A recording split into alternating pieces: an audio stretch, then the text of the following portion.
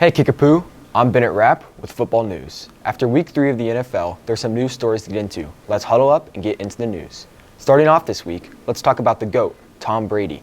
Brady has started off the season with 600 yards and 3 touchdowns. The real question though is, will this be Brady's last year? Being 45, Brady's career is almost over. Balancing being a dad to 3 kids and a good husband with an NFL career is hard, and it's finally showing. Next, we have a spotlight on the Dolphins. The Dolphins were playing swimmingly well until a huge hit on their quarterback, Tua Tagovailoa. A league favorite and an award-winning smile, the devastating sack left Tua writhing in pain, taking all the impact to the back of his head. Tua had to be carted out of the game and transported to a nearby hospital. I'm hoping for a fast recovery. In the NFC, how about those Eagles? Their offense is soaring through the leaderboards, and Jalen Hurts and A.J. Brown make an amazing duo. Can the Eagles make the Super Bowl? Personally, I can see them in a big game, even though it is way too early to make predictions. In other news, the NFL has decided to get rid of the Pro Bowl game and have teams play flag football instead. I think this is a great change, given that the Pro Bowl has gotten very boring and slow to watch. I think flag football will provide a fun and exciting change. That's all this week, Chiefs. I'm Bennett Rapp, and this is Football News. This is a 2017 Jeep Patriot. It's equipped with a 2.4-liter inline-4 engine and American steel. This is my guest for today, Oliver Watts, an avid Red Bull enthusiast. This is Students in Cars getting Red Bull.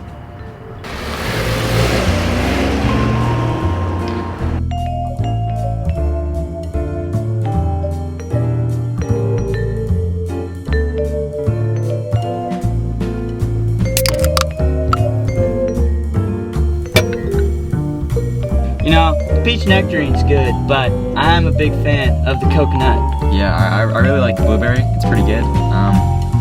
Tastes like a blueberry. It's pretty good.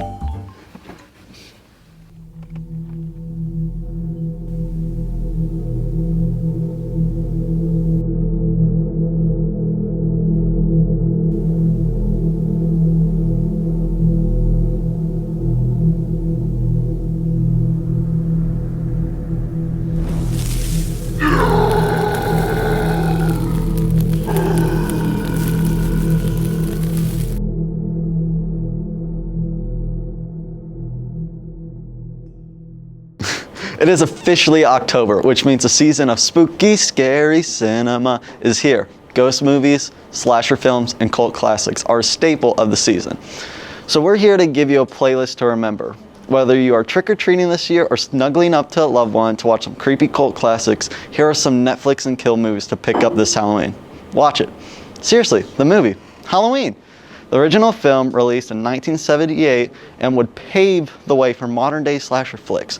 Halloween was a very controversial movie at the time, yet it would go down in history spawning 11 different films, all featuring the silent, lumbering killer known as Michael Myers. The Mask and the Man slashed his way into pop culture and horror history. 2 years after the release of Halloween, a killer donning the infamous hockey mask would take the theaters by storm. Though released early May 1980, Friday the 13th will go down as a standard go-to for horror junkies. The creative kills and stunning practical effects in this 12th film franchise are bound to give any camper a sense of dread.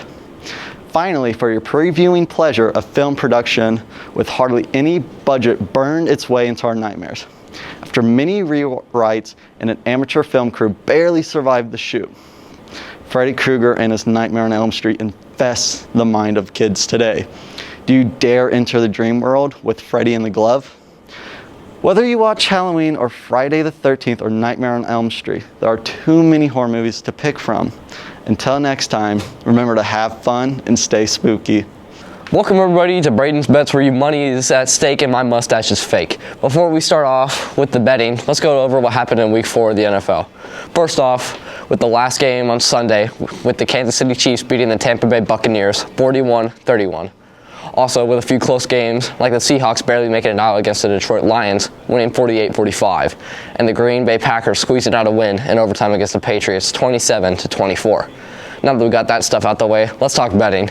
First game of the week that we recommend is the Kansas City Chiefs over the Las Vegas Raiders.